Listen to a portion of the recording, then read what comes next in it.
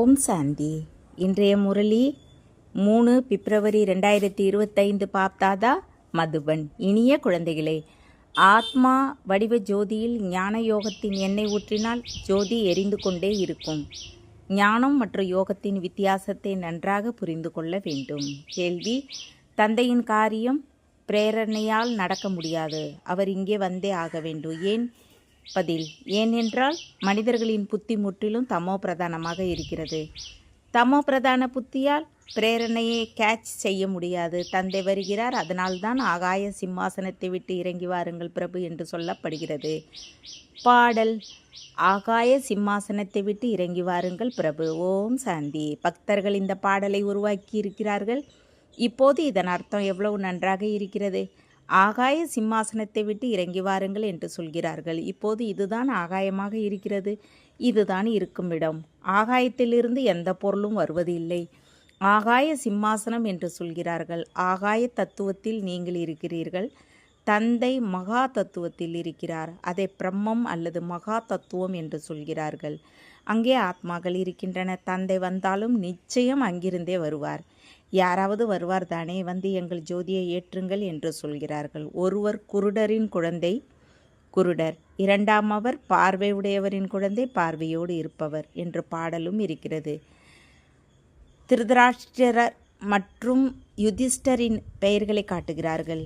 இப்போது இவர்கள் ராவணனின் குழந்தைகளாக இருக்கிறார்கள். மாயா ரூப ராவணனாக இருக்கிறான். எல்லோருக்கும் ராவண புத்தி இருக்கிறது. இப்போது நீங்கள் ஈஸ்வரிய புத்தியில் இருக்கிறீர்கள். பாபா உங்கள் புத்தியின் பூட்டை இப்போது திறக்கிறார். ராவணன் பூட்டை பூட்டுகிறான். ஒருவர் எந்த விஷயத்தையும் புரிந்து கொள்ளாத போது இவருக்கு கல்புத்தி என்று சொல்கிறார்கள். தந்தை வந்து இங்கே ஜோதியை ஏற்றுகிறார். பிரேரணையால் ஒன்றும் வேலை நடக்காது. ஆத்மா சதோ பிரதானமாக இருந்தது. அதன் சக்தி இப்போது குறைந்து விட்டது. தமோ பிரதானமாக மாறிவிட்டது. முற்றிலும் மங்கிவிட்டது. மனிதர்கள் யாராவது இறந்தால் அவருக்கு தீபத்தை ஏற்றுகிறார்கள். இப்போது ஏன் தீபத்தை ஏற்றுகிறார்கள்? ஜோதி அணைந்து இருளாகிவிடக்கூடாது என்று நினைக்கிறார்கள். அதனால் ஜோதியை எரிய விடுகிறார்கள். இப்போது இங்கே விளக்கை எரிய விடுவதால் அங்கே எப்படி வெளிச்சம் கிடைக்கும்? எதையும் புரிந்து கொள்வதில்லை. இப்போது நீங்கள் அறிவாளிகளாகிறீர்கள். நான் உங்கள் புத்தியை சுத்தமாக மாற்றுகிறேன், ஞான எண்ணெய் ஊற்றுகிறேன் என்று தந்தை சொல்கிறார். இதுவும் புரிந்து கொள்ளும் விஷயமாக இருக்கிறது. ஞானமும் யோகமும் வெவ்வேறு பொருட்களாக இருக்கின்றன. யோகத்தை ஞானம் என்று சொல்ல மாட்டார்கள். பகவான் வந்து என்னை நினைவு செய்யுங்கள் என்ற ஞானத்தையும் கொடுத்தார் என்று சிலர் நினைக்கிறார்கள். எனினும் இதை ஞானம் என்று சொல்வதில்லை. இங்கே தந்தையும் குழந்தைகளும் இருக்கிறார்கள். இவர் நமது தந்தை என்பதை குழந்தைகள் அறிவீர்கள். இதை ஞானத்தின் விஷயம் என்று சொல்ல மாட்டார்கள். ஞானம் விரிவாக இருக்கிறது. இது வெறும் நினைவாக இருக்கிறது. என்னை நினைவு செய்யுங்கள் என்று தந்தை சொல்கிறார். அவ்வளவுதான். இது பொதுவான விஷயம். இதை ஞானம் என்று சொல்வதில்லை. குழந்தை பிறவி எடுத்தால் நிச்சயம் தந்தையை நினைவு செய்யும் தானே. ஞானம் விரிவாக இருக்கிறது. என்னை நினைவு செய்யுங்கள் என்று தந்தை சொல்கிறார். இது ஞானம் இல்லை. நாம் ஆத்மாக்கள். நமது தந்தை பரமாத்மா. பரமாத்மா என்பதை நீங்கள் தாமே அறிவீர்கள். இதை ஞானம் என்று சொல்வார்களா என்ன? தந்தையை அழைக்கிறார்கள். ஞானம் என்பது நாலேஜ். ஒருவர் MA படிக்கிறார், ஒருவர் BA படிக்கிறார். அதற்கு எவ்வளவு எண்ணற்ற புத்தகங்களை படிக்க வேண்டி இருக்கிறது. நீங்கள் எனது குழந்தைகள், நான் உங்கள் தந்தை என்று இப்போது தந்தை சொல்கிறார். என்னோடு மட்டுமே யோகம் வையுங்கள், அதாவது நினைவு செய்யுங்கள். இதை ஞானம் என்று சொல்வதில்லை. நீங்கள் குழந்தைகளாகவே இருக்கிறீர்கள். ஆத்மாக்கள். நீங்கள் ஒருபோதும் விநாசமாவதில்லை. ஒருவர் இறந்து போனால் அவரது ஆத்மாவை அழைக்கிறார்கள். இப்போது அந்த சரீரமே அழிந்துவிட்டது. ஆத்மா எப்படி உணவை சாப்பிடும்? உணவை பிராமணரே சாப்பிடுவார். எனினும் இவை அனைத்தும் பக்தி மார்க்க வழக்கம். அதற்காக நாம் சொன்னால் அந்த பக்தி மார்க்கம் முடிந்துவிடும் என்பது கிடையாது. அது தொடர்ந்து நடந்து வருகிறது. ஆத்மா ஒரு சரீரத்தை விடுத்து மற்றதை பெறுகிறது. ஞானம் மற்றும் யோகத்தின் வித்தியாசம். குழந்தைகளின் புத்தியில் தெளிவு பெற வேண்டும். என்னை நினைவு செய்யுங்கள் என்று தந்தை சொல்வது ஒன்றும் ஞானமில்லை. தந்தை இப்படி டைரக்ஷன் கொடுக்கிறார். இது யோகம் என்று சொல்லப்படுகிறது. சிருஷ்டி சக்கரம் எப்படி சுற்றுகிறது என்பது ஞானமாக இருக்கிறது. யோகம் என்றால் நினைவு. தந்தையை நினைவு செய்வது குழந்தைகளின் கடமை. அவர் லௌகீகம், இவர் பரலோகம். என்னை நினைவு செய்யுங்கள் என்று தந்தை சொல்கிறார். அதனால் இந்த ஞானம் வேறு பொருளாக இருக்கிறது. தந்தையை நினைவு செய்யுங்கள் என்று குழந்தைகளுக்கு சொல்ல வேண்டுமா என்ன? லௌகீக தந்தையின் நினைவு பிறந்தது முதல் இருந்து வருகிறது. இங்கே தந்தையின் நினைவை கொடுக்க வேண்டி இருக்கிறது. இதற்கு முயற்சி தேவைப்படுகிறது. தன்னை ஆத்மா என்று உணர்ந்து தந்தையை நினைவு செய்யுங்கள். இது அதிக முயற்சி செய்யும் விஷயம். அதனால்தான் யோகத்தில் இருக்க முடிவதில்லை என்று தந்தை சொல்கிறார். பாபா நினைவு மறக்கிறது என்று குழந்தைகள் எழுதுகிறார்கள், ஞானம் மறந்து போகிறது என்று எழுதுவதில்லை. ஞானமோ மிக எளிதாக இருக்கிறது, நினைவை ஞானம் என்று சொல்வதில்லை. இதில் மாயாவின் புயல் அதிகம் வீசுகிறது. ஒருவர் ஞானத்தில் மிக தீவிரமாக இருக்கலாம், மிக நன்றாக முறையில் நடத்தலாம். எனினும் நினைவில் சாட் எழுதுங்கள். எவ்வளவு நேரம் நினைவு செய்கிறீர்கள் என்று தந்தை கேட்கிறார். பாபாவிற்கு நினைவின் சாட் சரியானபடி உருவாக்கி காட்டுங்கள். நினைவு செய்வதே முக்கிய விஷயமாக இருக்கிறது, வந்து பாவனமாக மாற்றுங்கள் என்று பதித்தர்களே அழைக்கிறார்கள். பாவனமாவதே முக்கிய விஷயம். இதில்தான் மாயாவின் தடை ஏற்படுகிறது. நினைவில் எல்லோரும் காயாக இருக்கிறீர்கள் என்பது சிவபகவான் வாக்கு. நல்ல நல்ல குழந்தைகள் யார் நன்றாக முறையை நடத்துகிறார்களோ அவர்கள் நினைவில் முற்றிலும் பலவீனமாக இருக்கிறார்கள். யோகத்தால் தான் விக்கிரமங்கள் விநாசமாகும், யோகத்தால் தான் கர்மேந்திரியங்கள் முற்றிலும் சாந்தமாகும். ஒரு தந்தையை தவிர வேற யாருடைய நினைவும் வரக்கூடாது, எந்த தேகமும் நினைவிற்கு வரக்கூடாது. இது முழு உலகமும் அழிய வேண்டும் என்பது ஆத்மாவிற்கு தெரியும். இப்போது நாம் நமது வீட்டிற்கு போகிறோம், பிறகு ராஜஸ்தானிக்கு வருவோம்.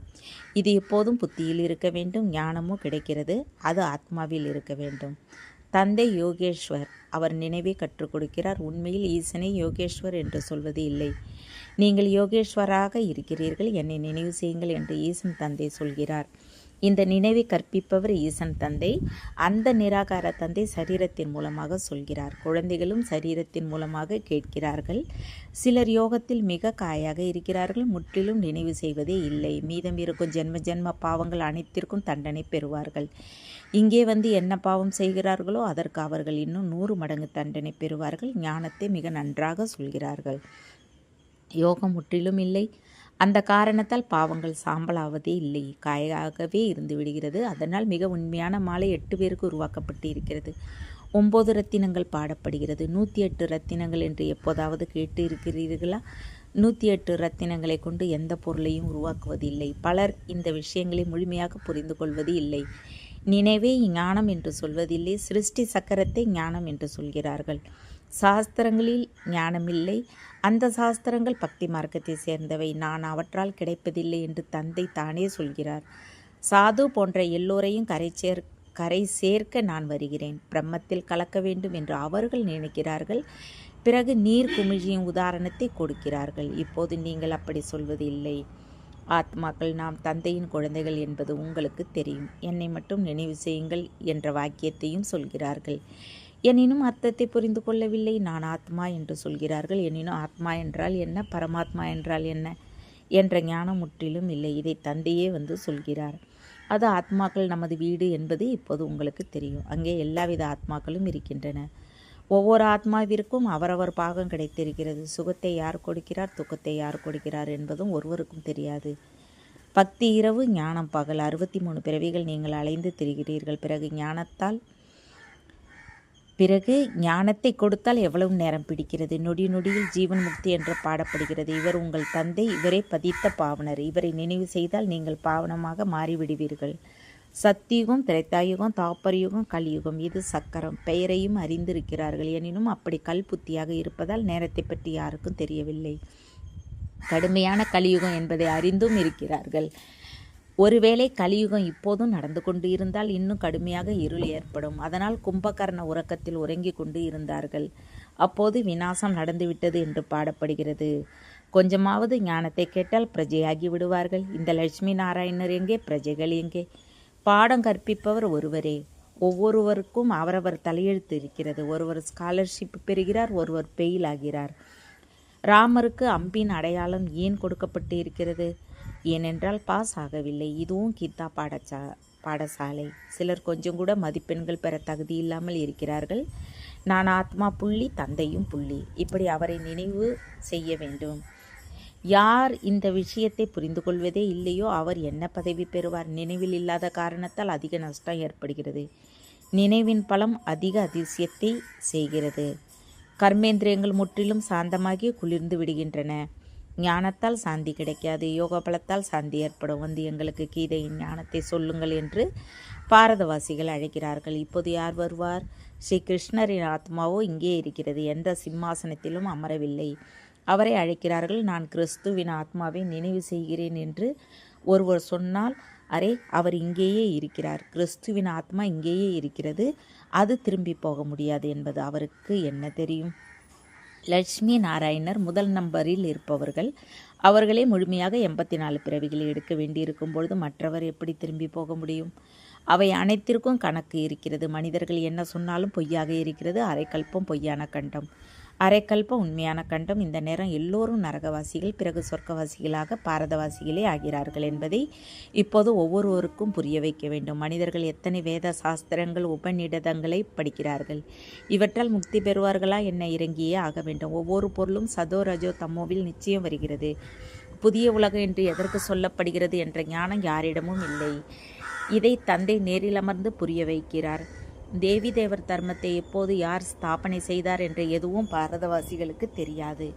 ஞானத்தில் ஒருவர் எவ்வளவுதான் நன்றாக இருந்தாலும் சில குழந்தைகள் பாஸ் ஆகவில்லை என்று தந்தை புரிய வைக்கிறார். யோகம் இல்லை என்றால் விக்கிரமங்கள் விநாசம் ஆகாது. உயர்ந்த பதவி பெற மாட்டீர்கள். யார் யோகத்தில் இருப்பார்களோ அவர்களே உயர்ந்த பதவி பெறுவார்கள். அவர்களது கர்மேந்திரியங்கள் முற்றிலும் குளிர்ந்துவிடும். தேகம் உட்பட எல்லாவற்றையும் மறந்து ஆத்மா அபிமானி ஆவார்கள். நாம் அசரீரி. இப்போது வீட்டிற்கு போகிறோம். இப்போது இந்த சரீரத்தை விட வேண்டும் என்பதை அமர்ந்தாலும் எழுந்தாலும் புரிந்து கொள்ளுங்கள். நாம் பாகத்தை நடித்திருக்கிறோம். இப்போது வீட்டிற்கு போகிறோம். ஞானமோ கிடைத்திருக்கிறது. அப்படி தந்தையிடம் ஞானம் இருக்கிறது. அவர் யாரையும் நினைவு செய்ய வேண்டியது இல்லை. குழந்தைகள் நீங்களே நினைவு செய்ய வேண்டும். தந்தையை ஞான கடல் என்று சொல்கிறார்கள். யோக கடல் என்று சொல்ல மாட்டார்கள். சக்கரத்தின் ஞானத்தை சொல்கிறார். மேலும் தமது அறிமுகத்தையும் கொடுக்கிறார். நினைவை ஞானம் என்று சொல்ல மாட்டார்கள். குழந்தைகளுக்கு நினைவு தாமே வருகிறது. நினைவு செய்தே ஆக வேண்டும். இல்லை என்றால் ஆஸ்தி எப்படி கிடைக்கும்? தந்தை இருப்பதால் ஆஸ்தி நிச்சயம் கிடைக்கும். மீதம் இருப்பது ஞானம். நாம் எப்படி 84 பிறவிகளை எடுக்கிறோம்? தமோ பிரதானத்திலிருந்து சதோ பிரதானமாக, சதோ பிரதானத்திலிருந்து தமோ பிரதானமாக எப்படி ஆகிறோம் என்பதை தந்தை புரிய வைக்கிறார். இப்போது தந்தையின் நினைவால் சதோ பிரதானமாக மாற வேண்டும். ஆன்மீக குழந்தைகள், நீங்கள் ஆன்மீக தந்தையிடம் வந்திருக்கிறீர்கள். அவருக்கு சரீரத்தின் ஆதாரம் தேவைதானே? நான் வயோதிக உடலில் பிரவேசம் செய்கிறேன் என்று சொல்கிறார். அவர் வான்பிரஸ்து நிலையில் இருக்கிறார். இப்போது தந்தை வருகிறார். அப்போது முழு சிருஷ்டிக்கும் நன்மை நடக்கிறது. இதுதான் பாக்கியசாலி ரதம். இவர் மூலமாக எவ்வளவு சேவை நடக்கிறது. இந்த சரீரத்தின் உணர்வை விடுவதற்கு நினைவு தேவை. இதில் ஞானத்தின் விஷயம் கிடையாது. நினைவை அதிகம் கற்பிக்க வேண்டும். ஞானமோ எளிதாக இருக்கிறது. சிறிய குழந்தையும் சொல்லலாம். மற்றபடி நினைவால் தான் உழைப்பு இருக்கிறது. ஒருவரின் நினைவு இருக்க வேண்டும். இது அவ்விபச்சாரி நினைவு என்று சொல்லப்படுகிறது. யாருடைய சரீரத்தையாவது நினைவு செய்வது விபச்சாரி நினைவு. நினைவால் எல்லாவற்றையும் மறந்து அசரீரி ஆக வேண்டும். நல்லது. இனிமேலும் இனிமையான காணாமல் போய் கண்டெடுக்கப்பட்ட செல்ல குழந்தைகளுக்கு தாய் தந்தை பாப்தாதாவின் அன்பு நினைவுகள் மற்றும் காலை வணக்கம். ஆன்மீக குழந்தைகளுக்கு ஆன்மீக தந்தை நமஸ்தே. ஆன்மீக தந்தைக்கு ஆன்மீக குழந்தைகள் அன்பு நினைவுகள் மற்றும் நமஸ்தே. தாரணைக்கான முக்கிய சாரம் 1. நினைவின் பலத்தால் உங்கள் கர்மேந்திரியங்களை குளிர்ச்சியாக சாந்தமாக மாற்ற வேண்டும். முழுமையாக பாஸ் ஆவதற்கு சரியாக தந்தையை நினைவு செய்து பாவனமாக மாற வேண்டும். 2. இப்போது நாம் பழைய சரீரத்தை விடுத்து வீட்டிற்கு திரும்பி போக வேண்டும் என்பது அமர்ந்தாலும் எழுந்தாலும் புத்தியில் இருக்க வேண்டும். தந்தையிடம் எப்படி எல்லா ஞானமும் இருக்கிறதோ அப்படி மாஸ்டர் ஞான கடலாக வேண்டும். வரதானம். கம்பைன்டு சொரூபத்தின் நினைவு மூலமாக உயர்ந்த ஸ்திதியின் ஆசனத்தில் செட்டாகி இருக்கும் சதா நிறைந்தவர் ஆகுக. சங்கம யுகத்தில் சிவசக்தி கம்பைன்டு சொரூப நினைவில் இருப்பதால் ஒவ்வொரு சாத்தியமற்ற காரியமும் சாத்தியமாகிறது. இதுவே மிக சிறந்த சொரூபம். இந்த சொரூபத்தில் உறுதியாக இருப்பதன் மூலமாக நிறைந்தவர் ஆகுக என்ற வரதானம் கிடைக்கிறது. பாப்தாதா அனைத்து குழந்தைகளுக்கும் சதா சுகமான ஸ்திதியின் ஆசனத்தை கொடுக்கிறார். சதா இந்த சீட்டில் செட்டாகி இருந்தால் அதீந்திரிய சுகத்தின் ஊஞ்சலில் ஆடிக்கொண்டே இருப்பீர்கள். மறதியின் சமஸ்காரத்தை மட்டும் முடித்து விடுங்கள். ஸ்லோகன். பவர்ஃபுல் உணர்வு மூலமாக ஆத்மாக்களை தகுதி வாய்ந்தவர்களாகவும் யோகிகளாகவும் மாற்றுங்கள். அவ்வியக்த சைகை. ஏகாந்தவாசியாகுங்கள். ஒற்றுமையும் ஒருமுகத்தையும் கொண்டு வாருங்கள். எப்போது உள்ளடக்கும் சக்தி இருக்குமோ அப்போது ஒற்றுமையான சூழ்நிலையை உருவாக்க முடியும். எப்போது வேற்றுமைகளை ஏற்றுக்கொள்வீர்களோ அப்போது ஒற்றுமையால் அருகில் வருவீர்கள். மேலும் அனைவருக்கும் முன்பாக உதாரணமாக இருப்பீர்கள். வேற்றுமையில் ஒற்றுமையாக இருப்பதே பிராமண குடும்பத்தின் விசேஷம். இந்த ஒற்றுமையின் வைப்ரேஷன் முழு உலகிலும் ஒரு தர்மத்தை, ஒரு ராஜ்யத்தை ஸ்தாபனை செய்யும். எனவே விசேஷ கவனம் கொடுத்து வேற்றுமையை அகற்றி ஒற்றுமையை கொண்டு வரவும். ஓம் சாந்தி. தேங்க்ஸ் பாபா.